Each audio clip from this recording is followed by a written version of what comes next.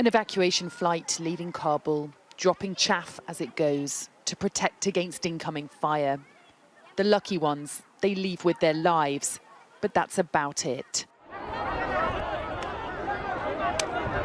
The desperation of those trying to get on one of these flights has been hard to watch, let alone witness.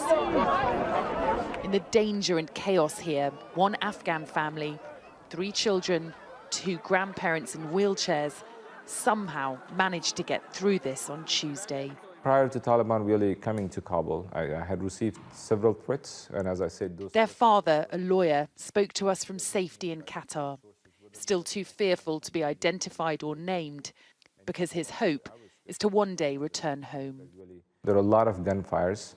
Taliban were fighting in there, trying to spread people. It's obviously not easy for the kids to see that. They had never seen it from that close distance that someone would be shooting with AK-47.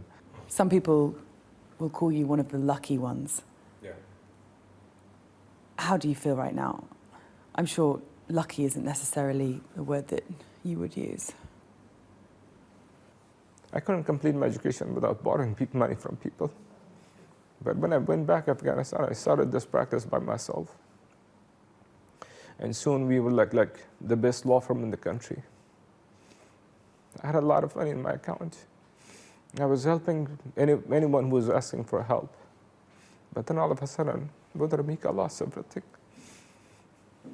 Now, it's not easy to quit. I started everything from scratch. And I really didn't agree with this, that okay, you got out, but now do what? And the kind of life that I was used to, the kind of life that I provided for my family, I don't think if I would be able to do that again. US flights have now resumed into Qatar after arrivals here became overwhelmed. That in turn added pressure to the chaos in Kabul, where for 8 hours US flights didn't leave and troops on the ground had to deal with the crisis. But it's politicians who've created this mess. And in Kabul, where there's fear for the future under Taliban rule, talks have begun between their leaders and former President Hamid Karzai. Qatar has set the stage for this country to be a key player in what happens next.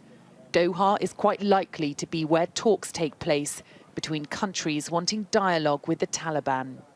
And for now, it's proving a critical partner in the urgent evacuation of refugees seeking safety. We're expecting thousands of evacuees to be brought here, but that's just a fraction of those desperate to escape. And international governments have had since last February to plan this, when here in Doha, the Trump administration signed a deal with the Taliban to withdraw troops from Afghanistan. But with little over a week to go until that deadline, we're watching a humanitarian crisis unfold in this region. In Qatar, these children giggle, excited by the camera, but oblivious to what they've escaped. A generation who've never known the Taliban, and a nation anxious for what comes next. Sally Lockwood, Sky News, Doha.